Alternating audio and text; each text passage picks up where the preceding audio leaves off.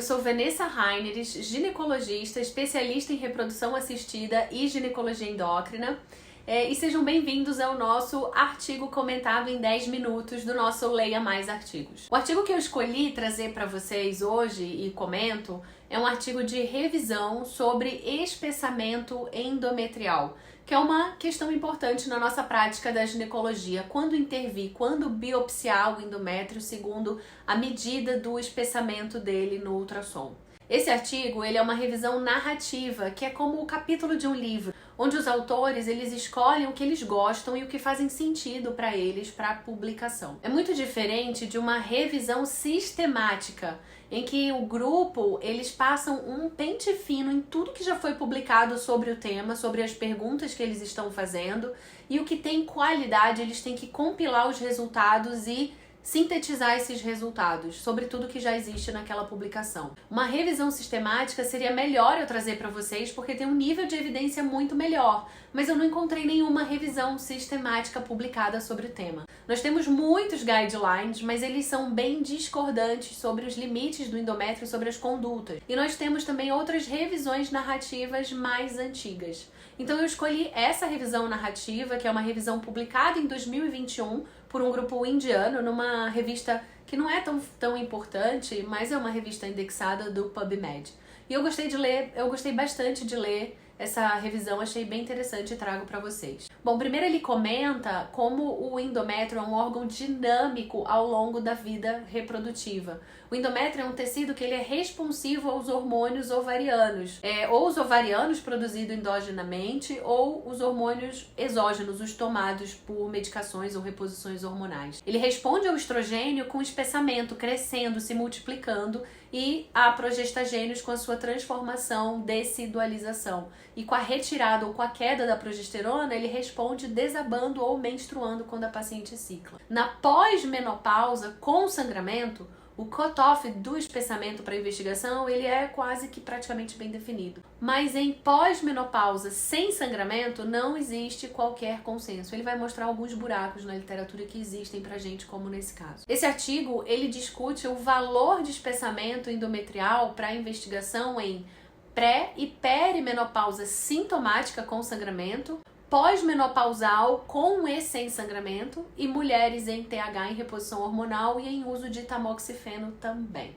Bom, algumas considerações interessantes antes de começar essa revisão, tá? A modalidade de imagem preferível para avaliação é o ultrassom transvaginal, que tem uma acurácia melhor para a gente avaliar o endométrio. E evitar a superestimação dessa medida. A gente mede na linha sagital média, com o canal cervical bem alinhado para evitar obliquidades no exame e nunca muito próximo dos cornos uterinos. Outra coisa, a espessura endometrial ela é a soma das duas camadas endometriais, que formam o que a gente chama complexo ecogênico endometrial.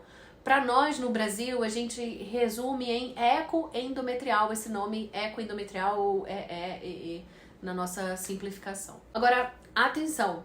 Se o complexo endometrial ele for heterogêneo, com um espessamento focal ali no endométrio, ele deve ser medido duplamente, no local do espessamento e no local do complexo, no local pontual ali sagital médio, tá? E sempre é relevante também saber e documentar status menopausal da paciente, uso de reposição hormonal, a idade dela, o dia do ciclo, se a paciente cicla, se ela faz uso ou não de medicações hormonais também, como anticoncepcional oral e tamoxifeno, né? E sobre o momento ideal. O momento ideal para se avaliar o espessamento na paciente que cicla é após o término do período menstrual, para se avaliar a espessura, que é quando o endométrio estaria fino, ou no período periovulatório, onde as patologias focais elas ficam muito facilmente identificadas por causa daquele endométrio tão bonito, tão trilaminar. Bom, ele divide a revisão nos seguintes tópicos, então. Endométrio pediátrico, o endométrio pré e perimenopausa, fala sobre as fases do ciclo menstrual e o que são espessuras normais encontradas do endométrio, características ultrassonográficas da hiperplasia endometrial e também do carcinoma endometrial, fala do endométrio pós-menopausa, aparência normal, pós-menopausa assintomática e pós-menopausa sintomática, e estudos também do endométrio com Power Doppler em mulheres em uso de reposição hormonal e em uso de tamoxifeno.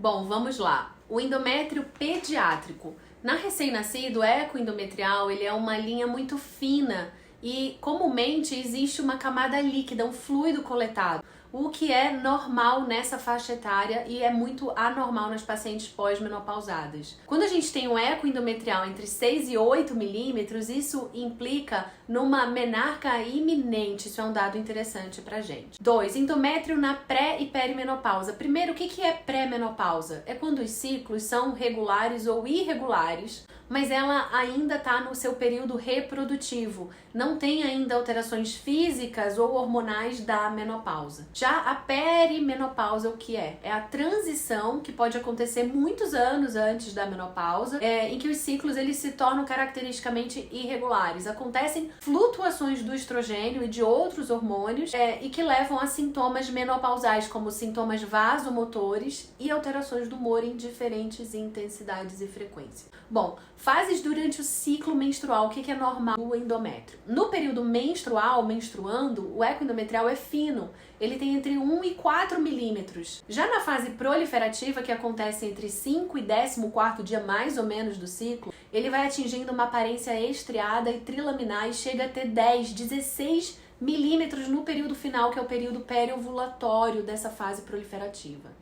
Na fase secretora, pós-ovulação, ele pode chegar até 18 milímetros com uma aparência hiperecogênica, ele fica branco. Bom, um estudo com 367 mulheres na pré-menopausa viu uma média do eco endometrial nas pacientes que tinham sangramento anormal de 12,2 milímetros e só 4 pacientes tinham diagnóstico de carcinoma com endométrio menor do que 20 e só uma com endométrio menor do que 17 milímetros. E um outro estudo com mulheres entre 40 e 45 anos e sangramento uterino anormal, não havia nenhuma patologia endometrial com biópsias com endométrio menor do que 11 milímetros. Então guardem esse valor 11 milímetros nessa população. Bom, características de hiperplasia e do adenocarcinoma no ultrassom. A hiperplasia, gente, ela não é somente sobre espessura, mas também sobre outras características que a gente pode ver no ultrassom.